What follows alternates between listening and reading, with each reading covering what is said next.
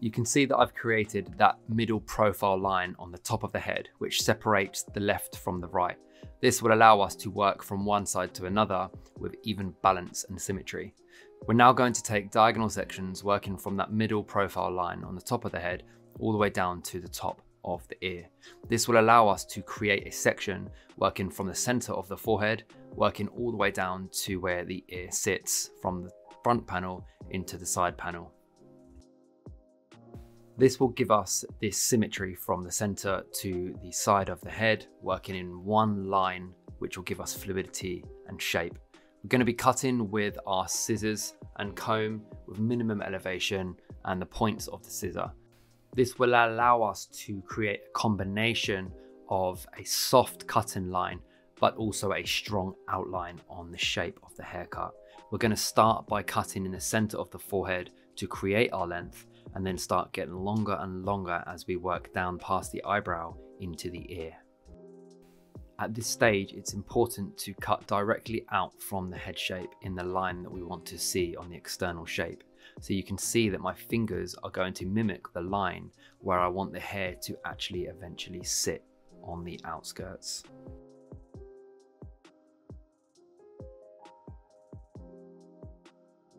Once we have completed the front and side panel on the right hand side, we're now going to work into the back of the nape area and approach that length that sits behind the ear into the bottom of the neck area. This is so we can get a really nice shape and visualization from one side completed before we go around and match it up on the second side. It's a really nice way to work from one side to the other.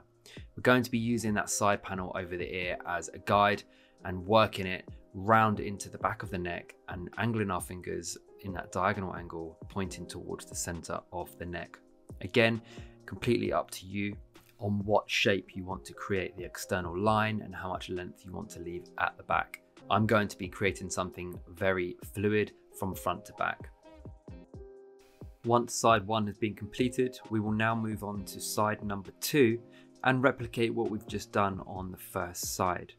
This time we need to not only look at the choice of length that we're taking it, but we need to make sure that we have a balanced feel from side 1 to 2 and match the lengths up and also the shape. So we will start from the center of the fringe, replicating what we did on side 1, and then working down into the side panel area to get that fluid line from the fringe to the side. Remember to keep the elevation as similar as possible to the first side as well. Now we have our external line and length in, we can look to start graduating and layering the internal shape and length to get more of a creative shape. We're going to be using the external length as a guide for the rest of the haircut, so it's important that we had that in there as strong and as heavy as possible. Now we can go in and start to work more of a graduation technique through the back of the head. What I want to do is reduce lots of length and weight towards the bottom of the nape area by taking and graduating that length right down through my fingers and building up lots of length around and above the occipital bone. So we're getting that triangular shape from the top of the crown into and sitting on top of the occipital bone area. So we're going to be over directing the hair completely out from the head, working on the inside of our fingers for lots of control, and we're going to get the hair to sit and build up length and weight on top of the O-bone, creating a much shorter, distinguished length around the nape for that quick build up in terms of shape. So let's section away that top area with a diagonal section, working right from the top of the head into the recession area. And let's start now focusing more on a squarish shape and retaining more length and weight around the side area for the external line. So by understanding that the density changes from the back to the side, also your angle on the cutting line can change, and then that will give you a much more even distribution of length and weight on the external line from the side to the back.